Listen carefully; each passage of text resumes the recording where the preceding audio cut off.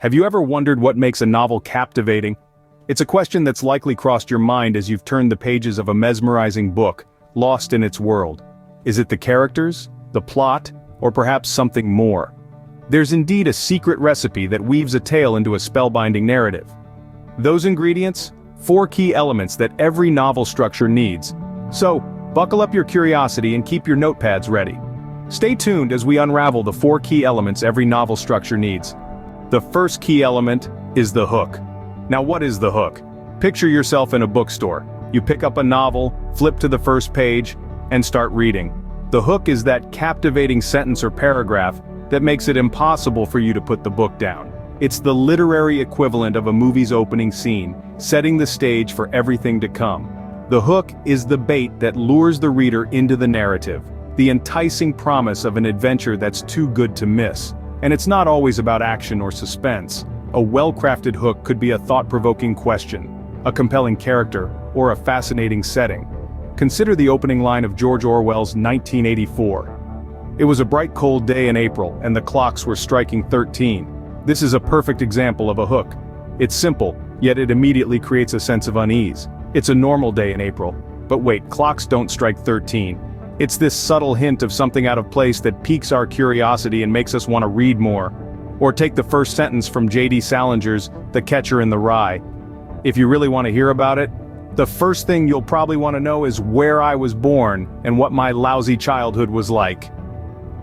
Here, the hook is the narrator's unique voice, his casual, conversational tone that makes us feel like we're about to hear a personal story, a confessional of sorts. The hook is crucial because it's your first and sometimes only chance to grab the reader's attention. It sets the tone for the rest of the novel, and it can be the deciding factor in whether someone chooses to read your story or put the book back on the shelf. So, aspiring writers, remember this. Your hook is your calling card, your invitation to the reader. It's your promise of an adventure, a mystery, a journey. It's your way of saying, trust me, this is a story worth your time. A compelling hook ensures your reader's unwavering interest from the get-go. The second essential element is the build-up. Picture a roller coaster. After the thrill of the initial climb, we coast along smoothly for a while, taking in the scenery.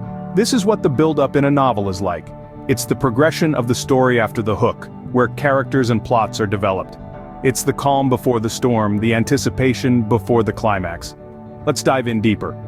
Think of the build-up as the roots of your story. It's where you lay the groundwork for the climax. In this section, you're not just building your story, you're building the reader's bond with the characters, making them care about what happens next.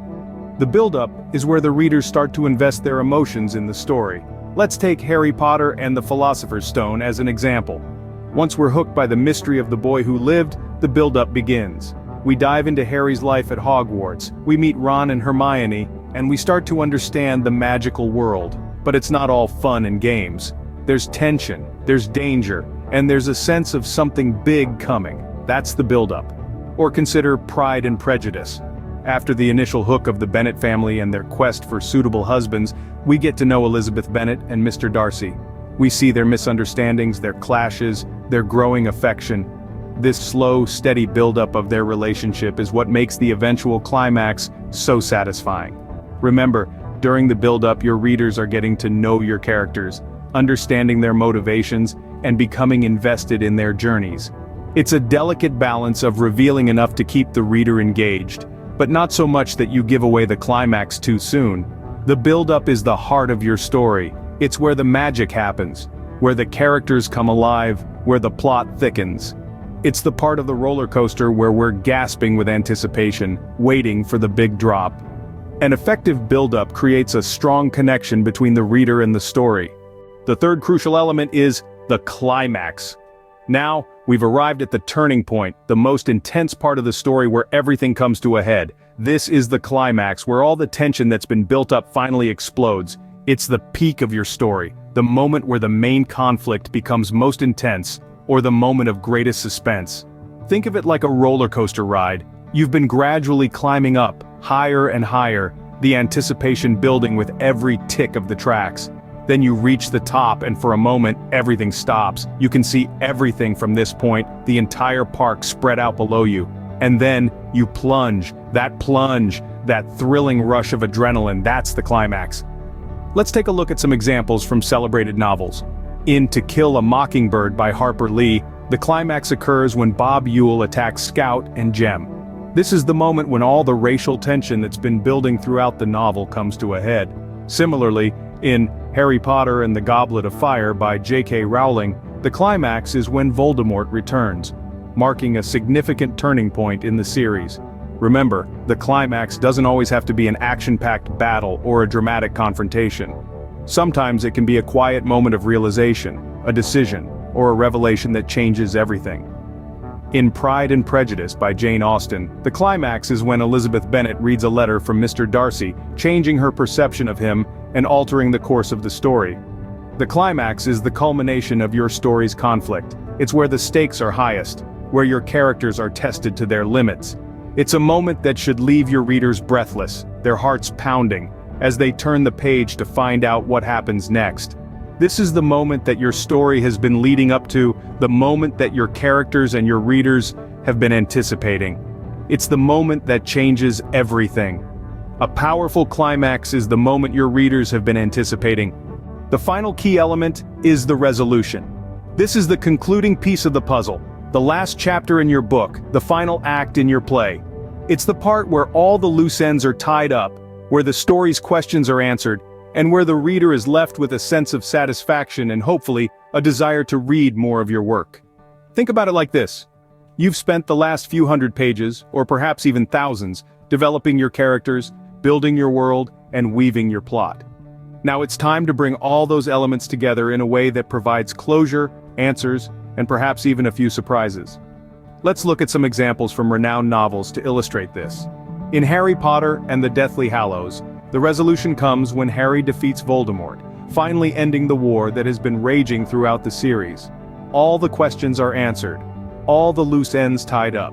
The story concludes with a sense of peace, satisfaction, and completion. Or consider Pride and Prejudice. The resolution arrives when Elizabeth Bennet and Mr. Darcy overcome their prejudices and misunderstandings to confess their love for each other. The story ends with a double wedding, a symbol of happiness and unity. In both these examples, the resolution provides a satisfying end to the story, answering the questions raised throughout the narrative and tying up loose ends.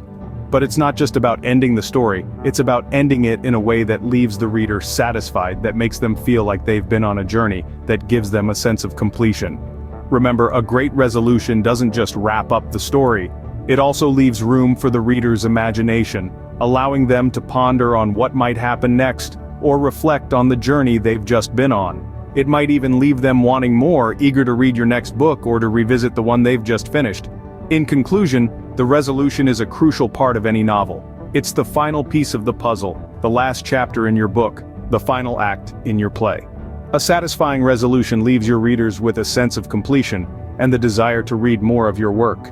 In conclusion, these four elements form the backbone of any compelling novel. Let's take a quick retrospective glance. Firstly, we discussed the hook. This is your opening gambit, the tantalizing bait that reels readers into your story.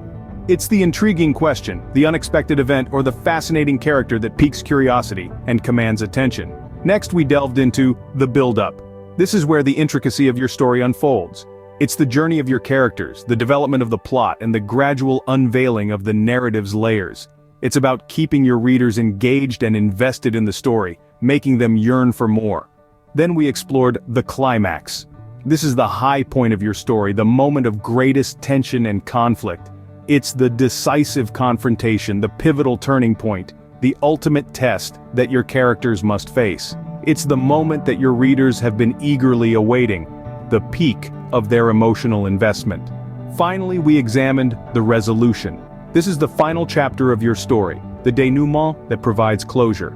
It's the aftermath of the climax, the resolution of the story arcs, and the final impressions you leave with your readers. It's about wrapping up your narrative in a satisfying, meaningful way. Remember, every novel is a new journey, and these elements are your roadmap. Now, go create your masterpiece.